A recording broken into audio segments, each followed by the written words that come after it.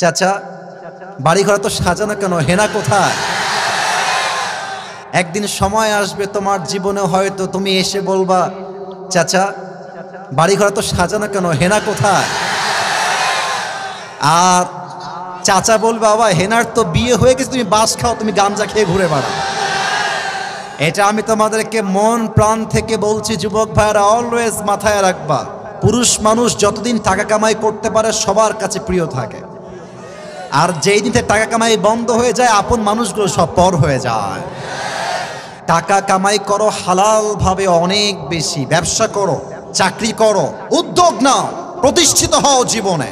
যদি মায়ের কাছে সেরা সন্তান হতে চাও, যদি বাবার কাছে সেরা সন্তান হতে চাও, যদি তুমি তোমার স্ত্রীর কাছে সেরা স্বামী হতে চাও, যদি তুমি তোমার সন্তানের কাছে সবচেয়ে প্রিয় বাবা হতে চাও, তুমি যদি বোনের কাছে সবচেয়ে প্রিয় ভাই হতে চাও, টাকা কামাই করা ছাড়া কোনো গতি নাই যুবক ভাইরা। বলো বলো বলো। जब जेब में पैसा होता है तो पराए भी अपने हो जाते हैं, और जब जेब में पैसा नहीं होता तो अपने भी पराए हो जाते हैं। পকেট ভর্তি টাকা থাকলে ভালোবাসার মানুষের কোনো অভাব হয় না বাংলাদেশে, আর পকেট খালি হয়ে গেলে ঘরের আপন বউটাও পর হয়ে যায়। এজন্য আমি মাঝে মাঝে বলি, जब जेब में हो पैसे तो लोग पूछते हैं तुम हो कैसे, और जब तुम हो जाओगे कंगाल कोई पूछने नहीं आएगा तुम्हारा हाल। पॉकेट भर्ती टाका बोलबे हाउ आर यू, केमन आছেন ভাইয়া আপনি, আর যখন পকেট খালি বলবে হু আর ইউ, তুমি কে, তোমাকে তো চিনতে পারছি না ভাই আমি। এই পুরো দেশটাই হচ্ছে টাকার খেলা। এই টাকার জন্য হাজার হাজার যুবক তার পছন্দের মেয়েকে বাংলাদেশে বিয়ে করতে পারে না, এবং এই টাকার জন্য আমি মেয়েদেরকে অসম্মান করে কথা বলছি না, সব মেয়েকে আমি আসিফ এক পাল্লায় মাপি না।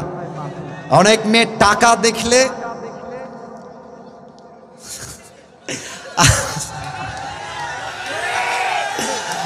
টাকা দেখলে আর সরকারি চাকরি দেখলে টাকলার সঙ্গ বিয়ের পিড়িতে বসে যায় না, এমন মেয়ে তো বাংলাদেশে নাই। আরে নাই, আরে নাই রে ভাই, থাকলে আল্লাহ হেদায়েত দান করুক, পড়েন সবাই আমিন। এজন্য আমি বলি, পকেট শূন্য থাকা অবস্থায় যে আমাকে হালাল ভাবে বিয়ে করতে চাইবে সেই তো আমার ভালোবাসা পাওয়ার যোগ্যতা রাখে, আর যে আমাকে প্রতিষ্ঠিত হওয়ার পরে চাইবে বুঝতে হবে সে আমাকে ভালোবাসে নাই, সে আমার অবস্থানকে ভালোবেসেছে। আল্লাহ যুবক ভাইদেরকে হালাল ভাবে বেশি বেশি ইনকাম করার তৌফিক দান করুক, পড়েন সবাই আমিন।